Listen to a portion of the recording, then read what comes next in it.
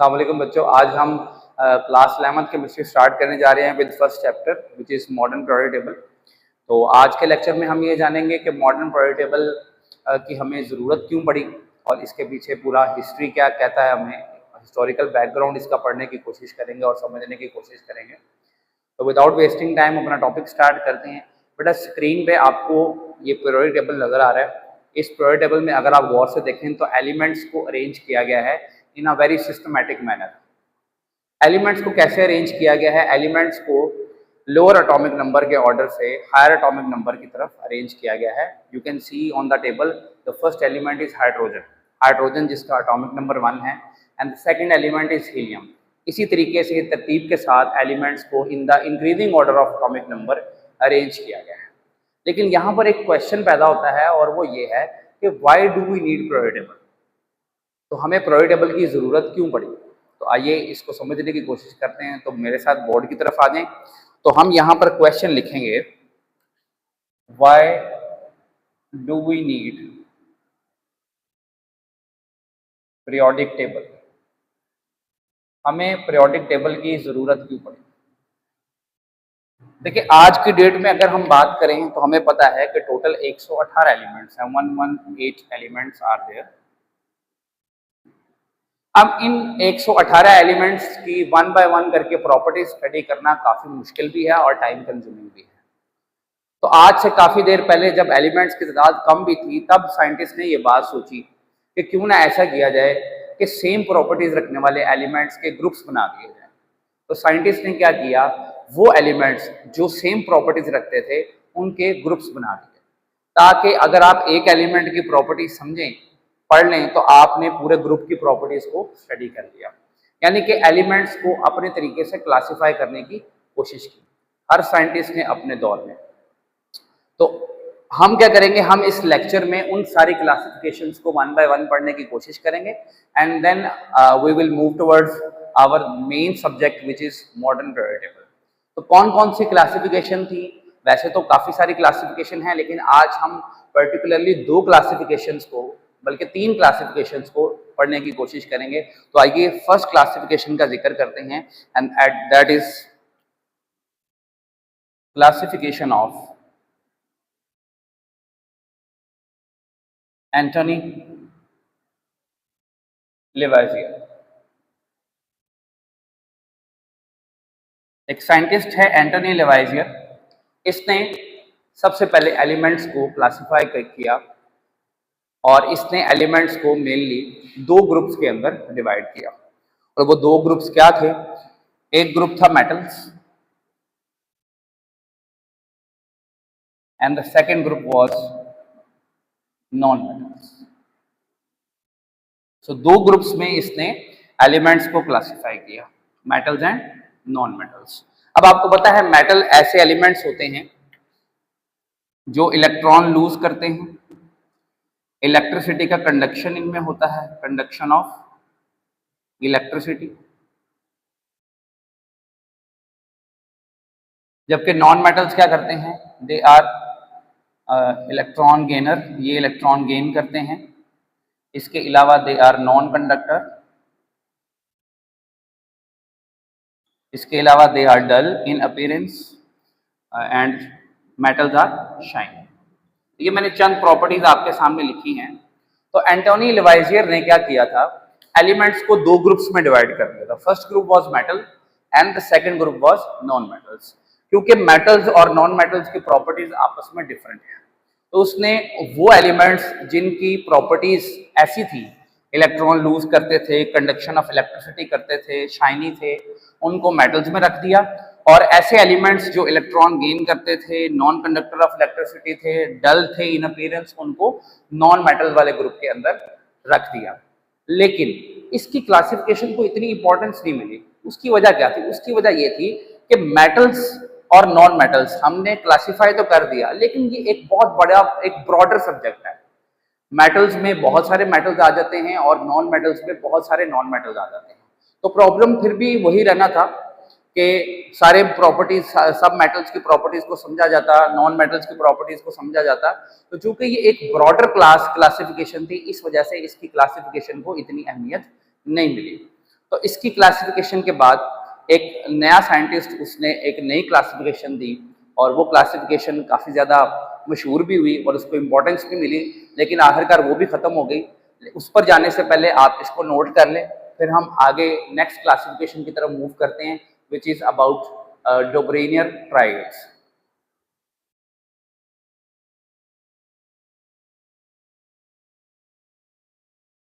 अच्छा बच्चों, अब हम नेक्स्ट क्लासिफिकेशन को डिस्कस करेंगे विच इज डोब्रेनियर ट्राइड्स।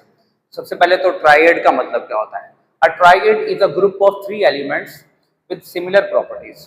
तो डोब्रेनियर ने क्या किया, एलिमेंट्स के 3-3 एलिमेंट्स के ग्रुप्स बना दिए और हर ग्रुप को उसने बेटा नाम दिया ट्राइड का। ट्राइड का मतलब क्या होता है, ग्रुप ऑफ 3। तो 3-3 एलिमेंट्स का के ग्रुप्स बना दिए और हर ग्रुप को ट्राइड का नाम दिया। लेकिन इन तीनों एलिमेंट्स की जो प्रॉपर्टीज थी वो क्या थी, सेम थी। मतलब हर ट्राइड में जो तीनों एलिमेंट्स पाए जाएंगे उन तीनों एलिमेंट्स की प्रॉपर्टीज सेम होंगी। फॉर इंस्टेंस अगर हम इस ट्राइड को डिस्कस करें तो जो लिथियम, सोडियम और पोटेशियम है इनकी प्रॉपर्टीज सेम है। आइए मैं चंद प्रॉपर्टीज आपको बताता हूँ। जैसे अगर मैं बात करूं तो इनकी वैलेंसी 1 है, तीनों की बेटा वैलेंसी 1 है। लिथियम की भी वैलेंसी 1 है, सोडियम की भी और पोटेशियम की। तीनों की अगर बात करें वैलेंसी 1 है। इसके अलावा तीनों ही बेटा मेटल्स हैं, इलेक्ट्रॉन लूज कर सकते हैं, इलेक्ट्रॉन लूज करके पॉजिटिव आयन यानी कि कैटाइन ये बना सकते हैं। इसके अलावा अगर इन तीनों का मैं वाटर के साथ रिएक्शन करवाऊंगा तो वाटर के साथ बहुत वायलेंटली, बड़ी तेजी के साथ ये रिएक्ट करते हैं and they produce hydrogen gas, H2 gas. तो ये चंद प्रॉपर्टीज हैं जो इनकी कॉमन है। तो जैसे मैंने आपको बताया कि डोब्रेनियर ने जो ट्राइगेड्स बनाए थे, ट्राइगेड के तीनों एलिमेंट्स की प्रॉपर्टीज क्या थी, सेम थी। एक और चीज बड़ी इंटरेस्टिंग थी इन ट्राइगेड्स में कि अगर आप ट्राइगेड के फर्स्ट मेंबर और ट्राइगेड के थर्ड मेंबर के एटॉमिक मास का अगर एवरेज लें, क्या आई एम अगेन रिपीटिंग, अगर आप किसी ट्राइगेड के फर्स्ट मेंबर और ट्राइगेड के थर्ड मेंबर के एटॉमिक मास का एवरेज लें तो आपके पास जो आंसर आएगा it would be the atomic mass of the middle element. Approximately equal आएगा, एग्जैक्ट इक्वल आना जरूरी नहीं है। जैसे अगर मैं यहां पर आपको एवरेज लेकर दिखाऊं, this is our first member and this is third member. अगर इन दोनों के एटॉमिक मास का एवरेज लिया जाए तो लिथियम का एटॉमिक मास क्या है, 7। What is the atomic mass of potassium? 39. इनका एवरेज लें 46 divided by 2, it will come out to be 23. And what is 23? It is the atomic mass of middle element which is sodium. तो ये classification काफ़ी widely accept भी हुई थी, लेकिन बाद में इस क्लासिफिकेशन के अंदर भी बहुत सारे फ्लॉज थे, क्योंकि जो डोब्रेनियर था वो सिर्फ 3 ट्राइगेड्स बना सका था। कितने? सिर्फ 3 ट्राइगेड्स को बना सका था, बाकी एलिमेंट्स को वो ट्राइगेड्स में नहीं तकसीम कर सका था। तो इसकी क्लासिफिकेशन अच्छी थी, एक्सेप्ट हुई, लेकिन वाइडली एक्सेप्टेबल नहीं थी, क्योंकि सारे एलिमेंट्स को इस तरीके से ट्राइगेड की फॉर्म में अरेंज नहीं कर सका था। 2 और ट्राइगेड्स थे जो डोब्रेनियर ने बनाए थे। एक ट्राइगेड ये आपकी बुक में मेंशन भी है। 2 मजीद ट्राइगेड थे जो डोब्रेनियर ने बनाए थे, और वो कौन से थे? The one was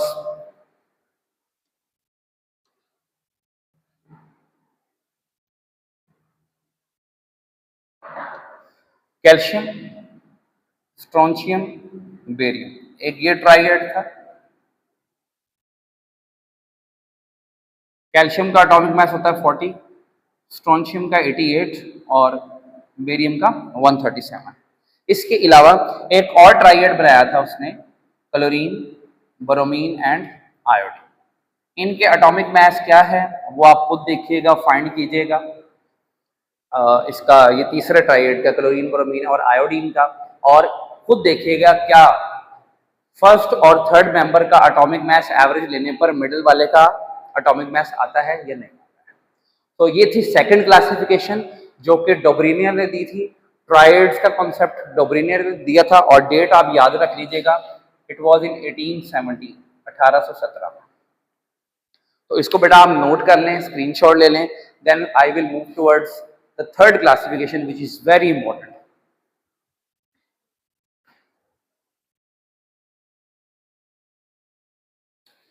चलिए स्टूडेंट, अब हम थर्ड क्लासिफिकेशन की तरफ मूव ऑन करते हैं, विच इज न्यूलैंड्स क्लासिफिकेशन, जिसको उसने अपने ही नाम से न्यूलैंड ऑक्टेव्स भी बोला।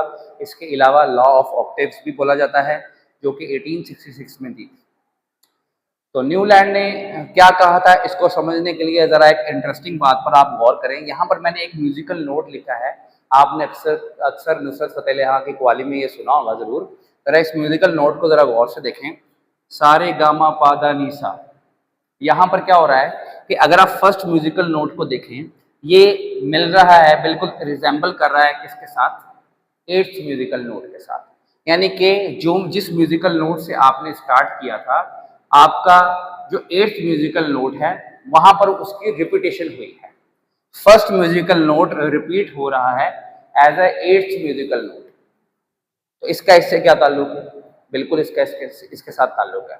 न्यूलैंड ने ये ऑब्जर्व किया कि अगर हम एलिमेंट्स को इंक्रीजिंग एटॉमिक मैसेज की बेस पर अरेंज करें, बढ़ते हुए एटॉमिक मैसेज की बेस पर, तो हम क्या देखेंगे, हम ये देखेंगे कि जो फर्स्ट एलिमेंट होगा ना उस तरतीब में, उस अरेंजमेंट में, उसकी प्रॉपर्टीज मिलेंगी, रिपीट होंगी, रिजेंबल करेंगे किसके साथ, एट्थ एलिमेंट के साथ, जैसा कि हमने म्यूजिकल नोट के अंदर देखा। म्यूजिकल नोट के अंदर हमने क्या देखा, जो फर्स्ट एलिमेंट था, वो फर्स्ट जो म्यूजिकल नोट था वो रिपीट हुआ एट्थ पॉइंट पर जाकर। बिल्कुल इसी तरीके से न्यूलैंड ने ये बोला, अगर एलिमेंट्स को इंक्रीजिंग एटॉमिक मैसेज की बेस पर अरेंज किया जाए तो फर्स्ट एलिमेंट की जो प्रॉपर्टीज हैं वो एट्थ एलिमेंट के साथ में। इस लॉ को, इस थ्योरी को, इस स्टेटमेंट को उसने क्या नाम दिया, लॉ ऑफ ऑक्टेव्स का नाम दिया। और ये जो प्रॉपर्टीज का रिपीट होना है, फर्स्ट एलिमेंट की प्रॉपर्टीज का रिपीट होना एट्थ एलिमेंट के साथ, इसके लिए उसने एक नई टर्म इंट्रोड्यूस करवाई, and that new term was periodicity. Periodicity. What does periodicity mean? It is the repetition of properties after a regular interval. एक खास इंटरवल के बाद प्रॉपर्टीज का अपने आप को रिपीट करना, that is called periodicity. So periodicity क्या है? The repetition of properties of elements after a regular interval. तो ये जो आप वर्ड देखते हैं ना, पीरियोडिक, ये पीरियोडिक वर्ड पीरियोडिसिटी से लिया गया है। आज का जो मॉडर्न पीरियोडिक टेबल है उसमें भी ये चीज देखने को मिलती है, लेकिन 8 के 8 हर पहला एलिमेंट 8वें से प्रॉपर्टीज में सेम हो ये जरूरी नहीं है, लेकिन पीरियोडिसिटी आज के मॉडर्न पीरियोडिक टेबल में भी है। तो पीरियोडिसिटी का बानी जो है वो कौन है, न्यूलैंड है। न्यूलैंड ने सबसे पहले ये टर्म इंट्रोड्यूस करवाई थी, इस चीज को ऑब्जर्व करते हुए कि अगर एलिमेंट्स को increasing order of atomic mass में अरेंज करें तो आप क्या देखोगे कि फर्स्ट एलिमेंट की प्रॉपर्टीज एट्थ एलिमेंट के साथ मिलेंगी, रिपीट होंगे। अब आइए हम एक एग्जाम्पल की तरफ चलते हैं न्यूलैंड के टेबल से ही। तो मैं एक आपके सामने एक ऑक्टेव बनाऊंगा जिसमें आप खुद देखेंगे कि फर्स्ट एलिमेंट जो है वो प्रॉपर्टीज में सेम होगा एट्थ एलिमेंट के साथ। तो न्यूलैंड के अगर टेबल की बात करें तो उसका फर्स्ट एलिमेंट था hydrogen, then he place lithium, beryllium, boron, carbon, nitrogen, oxygen and fluorine. अब यहां पर अगर आप मार्क करें तो हाइड्रोजन हमारा फर्स्ट एलिमेंट है और ये सारे एलिमेंट्स न्यूलैंड ने increasing order of atomic mass की बेस पर अरेंज किए हैं। तो फर्स्ट एलिमेंट इज हाइड्रोजन। अगर हाइड्रोजन फर्स्ट एलिमेंट है तो this is second, third, fourth, fifth, six, seven and this is eighth element. तो अकॉर्डिंग टू न्यूलैंड, जब मैंने एलिमेंट्स को अरेंज किया इन the increasing order of atomic mass, तो मैंने क्या ऑब्जर्व किया, हर पहला एलिमेंट उसकी प्रॉपर्टीज 8वें एलिमेंट से मिलेंगी। जैसे यहां पर हाइड्रोजन की प्रॉपर्टीज बेटा रिजेंबल करेंगी फ्लोरीन के साथ। अगर मैं लिथियम को फर्स्ट एलिमेंट कंसिडर कर लूं तो जो एलिमेंट लिथियम के नीचे होगा, जो कि न्यूलैंड के टेबल में होता है सोडियम। तो अगर मैं बेटा फर्स्ट एलिमेंट मान लूं लिथियम को, तो यहां से अगर मैं गिनती स्टार्ट करूं तो this is first element, second, third, fourth, fifth, sixth, 7 element and this is 8th element. तो अब लिथियम की प्रॉपर्टीज बेटा रिजेंबल करेंगे किसके साथ? सोडियम के साथ। जो प्रॉपर्टीज लिथियम की थी वही प्रॉपर्टीज रिपीट हुई किसमें? सोडियम में। उसके बाद बेरिलियम के नीचे उसने रखा था मैग्नीशियम को, क्योंकि एटॉमिक मास के एतबार से सोडियम के बाद मैग्नीशियम आता है, ठीक है। तो बेरिलियम की प्रॉपर्टीज किससे मिलेंगी? मैग्नीशियम से। तो इससे क्या होगा कि वो एलिमेंट्स जिनकी प्रॉपर्टी सेम होंगी वो एक दूसरे के नीचे आते जाएंगे। तो ये क्लासिफिकेशन थी न्यूलैंड की। लेकिन ये क्लासिफिकेशन तो बहुत अच्छी थी, लेकिन इस क्लासिफिकेशन को भी बहुत ज्यादा एक्सेप्टेंस इसलिए नहीं मिली क्योंकि ये जो क्लासिफिकेशन थी ये सिर्फ चलती थी कैल्शियम तक। मैग्नीशियम के नीचे आता है कैल्शियम, आगे एलिमेंट्स को जब हम तरतीब से लगाएंगे, बोरॉन के नीचे एल्यूमिनियम आएगा, कार्बन के नीचे सिलिकॉन, फॉस्फोरस, ऑक्सीजन के नीचे बेटा आएगा सल्फर, ठीक है। और इस तरीके से मैग्नीशियम के नीचे क्या आएगा? कैल्शियम। तो कैल्शियम के बाद ये लॉ ऑफ ऑक्टेव्स फॉलो नहीं होता। मतलब कैल्शियम के बाद कैल्शियम के नीचे आएगा जिंक, अगर इसी तरतीब से हम एलिमेंट्स को रखते रहें तो उसमें क्या होगा कि कैल्शियम की प्रॉपर्टीज मिलनी चाहिए जिंक के साथ, लेकिन कैल्शियम की प्रॉपर्टीज और जिंक की प्रॉपर्टीज में जमीन आसमान का फर्क है। तो इसका लॉ ऑफ ऑक्टेव्स जो है वो वैलिड जरूर था, पीरियोडिसिटी की टर्म इसने जरूर इंट्रोड्यूस करवाई थी, लेकिन इसका जो लॉ ऑफ ऑक्टेव्स था it was valid only up to calcium. Calcium के बाद जो एलिमेंट्स आते थे वो इस लॉ ऑफ ऑक्टेव को फॉलो नहीं करते थे। तो this is all about Newland octaves, और ये क्यों ना काम हुआ वो भी मैंने आपको बता दिया। तो अगर आपका कोई क्वेश्चन है तो आप कमेंट सेक्शन में क्वेश्चन लिख सकते हैं। तो आज के लिए हम इतना ही पढ़ेंगे। नेक्स्ट जो है हमारा क्लासिफिकेशन हम मजीद पढ़ेंगे, और वो क्लासिफिकेशंस भी काफ़ी इंटरेस्टिंग होंगी, और फिर फाइनली हम पीरियोडिक टेबल की तरफ मूव करेंगे। तो अब के लिए इतना ही। तो इंशाल्लाह नेक्स्ट वीडियो में आपके साथ मुलाकात हो, तब तक के लिए अल्लाह हाफ़िज़।